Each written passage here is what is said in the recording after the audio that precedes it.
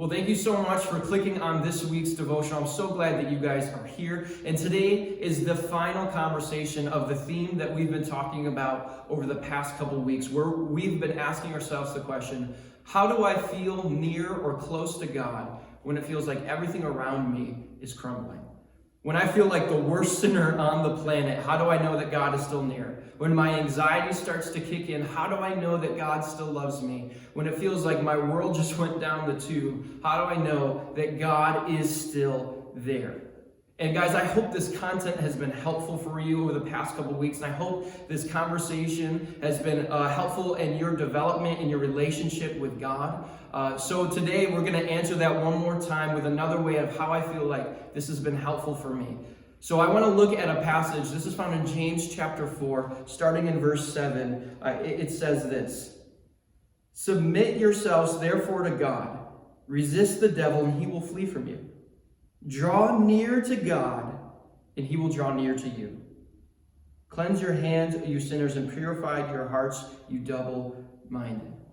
So this passage tells us that when it feels like the devil is attacking us, he's guilt-tripping us, he's shaming us, or anxiety is tripping in, or maybe there is real sin inside of our heart, when it feels like the devil is attacking us, God says that the best way that we can resist the devil, that we can resist those feelings, resist that sin, is by drawing near to God. And it says that when we draw near to God, he is faithful to draw near to us, to come close to us.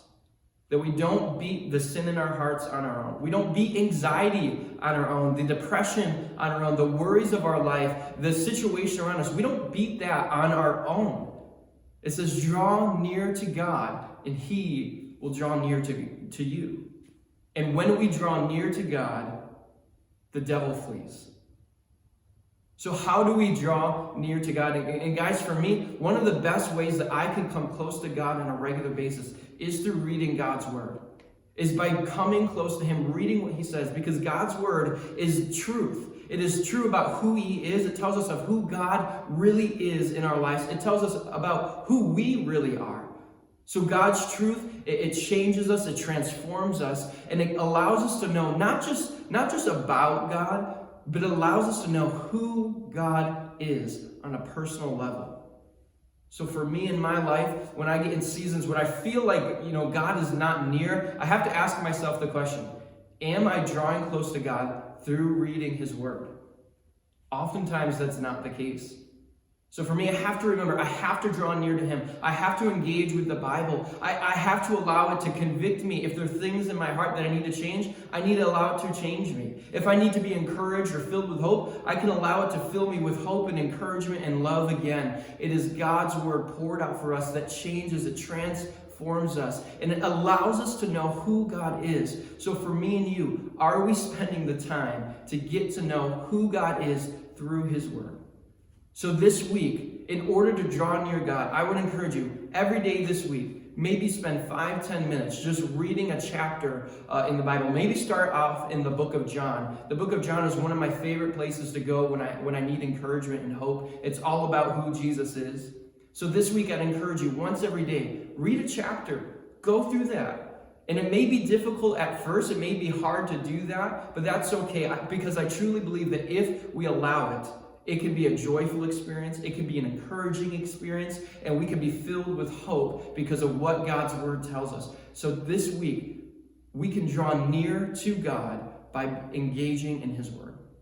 Now let me be clear, like reading the Bible, doing a good thing like that in and of itself, it's not like it's magic where it just changes us if we do it. And if we put something in, then we'll get something out of it. It doesn't work like that. We know that true transformation comes through Jesus by putting our faith in Jesus. True forgiveness of sins comes through putting our faith in who Jesus is and what he did for us on the cross.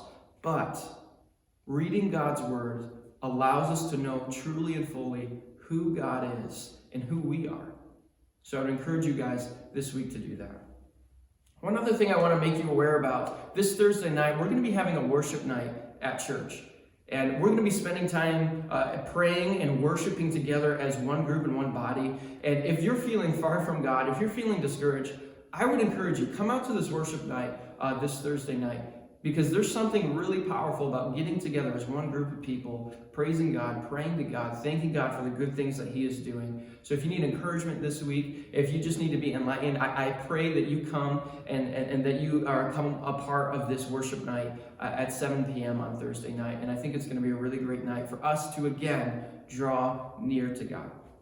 Guys, thanks so much for tuning into this devotional this week. We are back physically together next Wednesday night. I can't wait to see you guys face to face again. We have a really awesome night planned, and I hope to see you guys all there.